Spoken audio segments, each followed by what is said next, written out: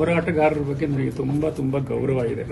ಮೊನ್ನೆ ಸೋನು ನಿಗಮ್ ಅವರು ಮಾಡಿದ ಸಂದರ್ಭದಲ್ಲಿ ನಮ್ಮ ಕನ್ನಡ ಹೋರಾಟಗಳು ಮಾಡಿದಂಥ ಪ್ರತಿಭಟನೆ ಇದೆಯಲ್ಲ, ಬಹಳ ಉಚಿತವಾಗಿತ್ತು, ಸರಿಯಾಗಿತ್ತು.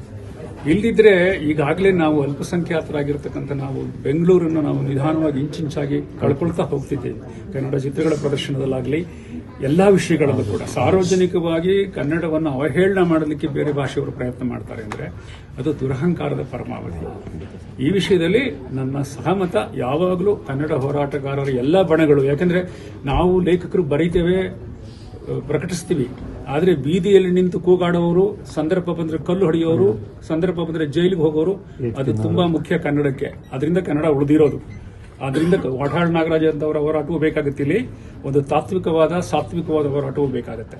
ಇದರಿಂದ ನಾನು ಸಂಪೂರ್ಣವಾಗಿ ನಮ್ಮ ಹೋರಾಟಗಾರರ ಮಿತ್ರರಿಗೆ ನಾನು ತನಿಗೂಡಿಸ್ತೀನಿ.